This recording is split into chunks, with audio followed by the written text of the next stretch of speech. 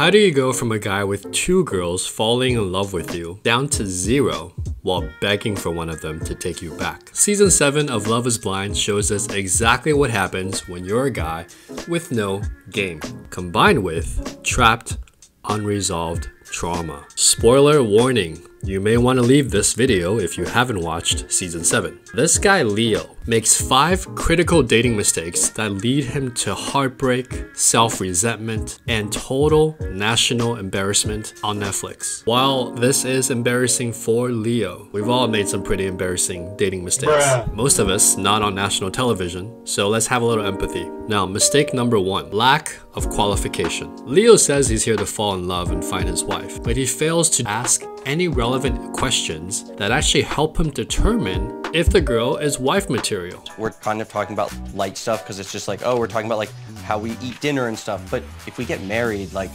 that's like a thing you do. Like you go out to dinner a lot. Number 2, all of his questions and answers lack specificity. I'm a planner.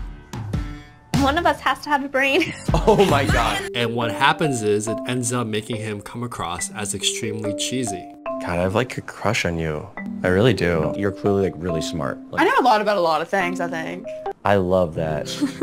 I mean it, like the more I talk to you, the more I'm like, wow, we might be like twin flames. He spends most of his time flirting or talking about things that don't really matter in a marriage. I swear, I'm not making this up. You were in a dream of mine last night. In the dream, I was standing in like a kitchen and I was like getting like a glass of water. What? And I was like talking to your mom. In this situation, you should be asking deal breaker things like, tell me a story about how you handle conflict in a previous relationship. How do you want to receive love and how do you give love to a partner? How do you see yourself in 5 years if you found the perfect person and everything worked out? These are some questions that you want to ask if you're looking for serious, wanna get married relationship. Let's take a look at mistake number 2. Mismatching levels of interest. So in dating, you always want to be matching the girl's interest and leading a little bit and see if she follows. Whenever a girl expresses disinterest, you don't want to go like this and express more interest. You also want to match her disinterest. You withdraw a level of investment, and if she invests, you invest back. Leo does the opposite. When Brittany punishes him or tells him that she's not feeling him, he either continues to push forward or he says things like this. Like, you were number 2, and after our date today, like, honest to God, like, you're like, I swear to God, you're like both number 1. We're both number 1. Yes. That just pisses women off. What she's looking for is reassurance, and what he's telling her is, I'm not giving you any reassurance. The most crazy example of this inconsistency is when Brittany wrote him a long-ass letter explaining why she feels embarrassed and hurt that she's his second choice and how everybody knows it. Because obviously everyone knows what happened between you and Hannah. When I saw all the girls this morning, I feel like they think I'm settling for you, or that I'm just fine with being your second choice. Instead of addressing her letter or her concerns, this guy jumps into a romantic poem and then straight into a proposal. I love your voice and every word you say. I found my queen from Baltimore.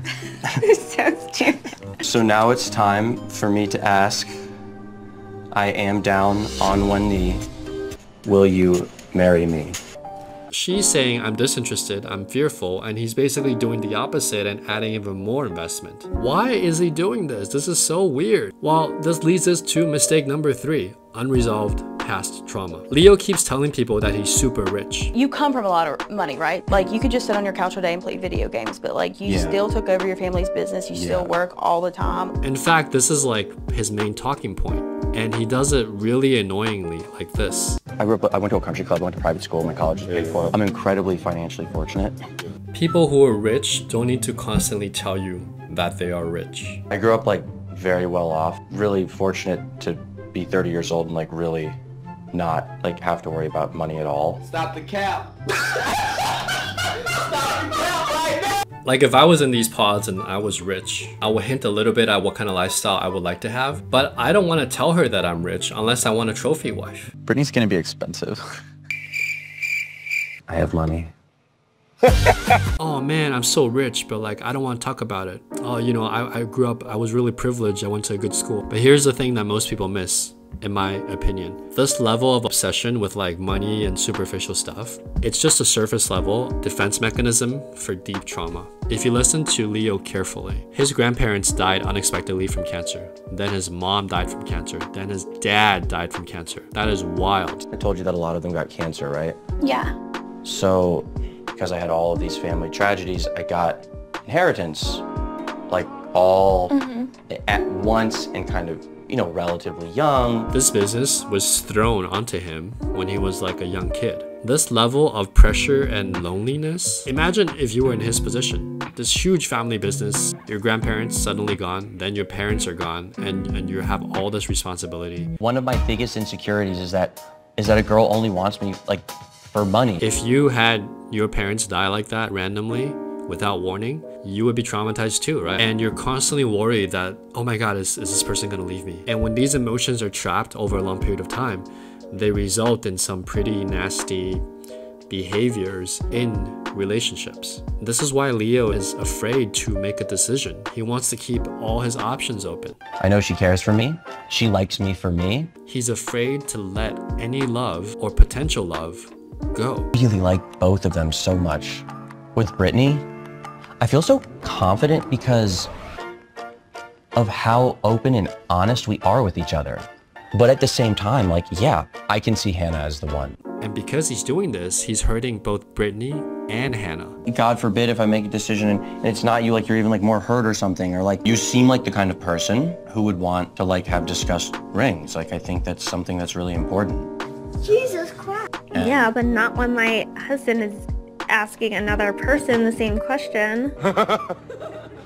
But I wanted to at least give you the option. Let me ask you this then. Sure. Do you think you even want to do that to either of us? Got him! All I can do is like... I don't like this at all. I kind of just want to leave. I know it sounds fucking cheesy, but like, I'm here with you. Like... Yeah, but in 2 hours, you're going to be there with someone else. In fact, when he loses Hannah, he desperately tries to change the narrative to the point where it's almost like he's lying. He's my person, you know? That's exactly how I feel about Brittany. Why the fuck you lying? He doesn't think about whether Brittany is actually a good match for him. I am single because I chase fun. Wait! My dating history is athletes and rock stars. What the hell? He never asked her any of the questions that might lead him to discover that she might be a good wife. Hello? I'm obviously a trophy wife. What was the last thing you tried to cook? Couldn't tell you. A smoothie? Oh, Jesus Christ. Oh my God! Oh, Jesus! He's only doing it because he's afraid to lose the only person who's left who might love him. All of this, I believe, while it's funny to like mock him and like laugh at his like pathetic, cheesy attempts, we have to show some empathy, right? Because this is coming from his trauma where he lost everyone close to him. That combined with like no game, now this is a guy who's never resolved his trapped emotions, his trauma, and he has no game, so it's all cheesy. And so all of this trauma is resulting in like cheesy behavior to try to beg people to love him. How'd you feel? I was nervous and just nervous. Yeah. And this leads him to mistake number 4, right? The inability to go deep. His conversations are very surface level. I love you. I appreciate that. Beautiful. Thank you. Oh my God, if I say this with like a lot of emotion, that means that we're meant to be together. What he's missing in dating skills is a lack of specificity to what we talked about earlier, which is the specificity in the qualification of why people should be together. So cheesiness doesn't win this game of dating, right? Game does. And you run good game in this scenario of the pods where you can't see the other person by grounding your stories. How do you do that? Let me give you an example. Let's say I'm Leo, okay? Hey Brittany, hey Hannah. So, you know, this is a little bit of a sad story, but it's important that you know it because it shows you like how I came to be who I am. Don't worry, it has a happy ending.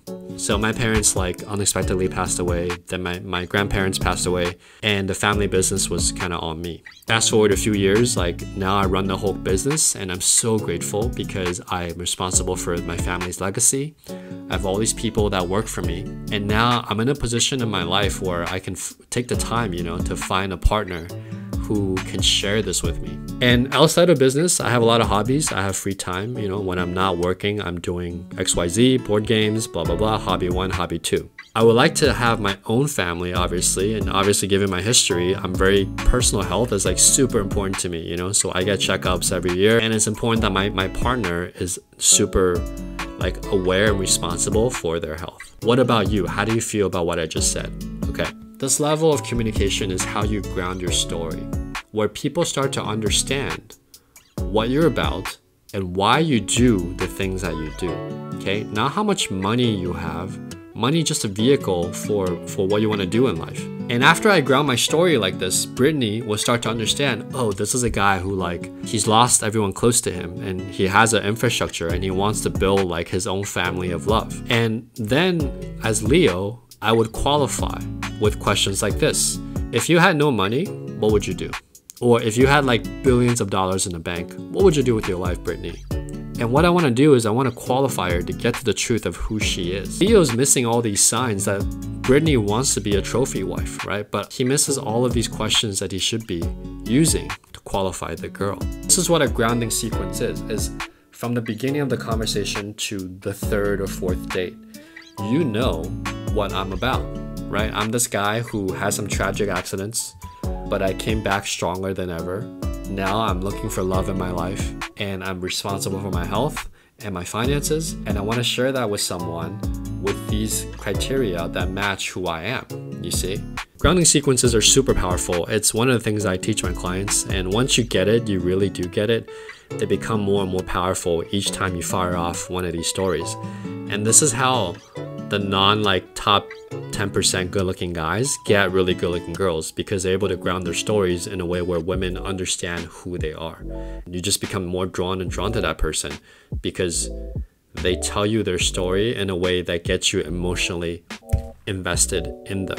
To recap, if you want to find a real relationship, a good relationship, or you want to get like a high quality woman to fall for you, avoid Leo's 4 mistakes and do these 4 things instead. Number 1, be specific and qualify her based on what you want in an ideal partner.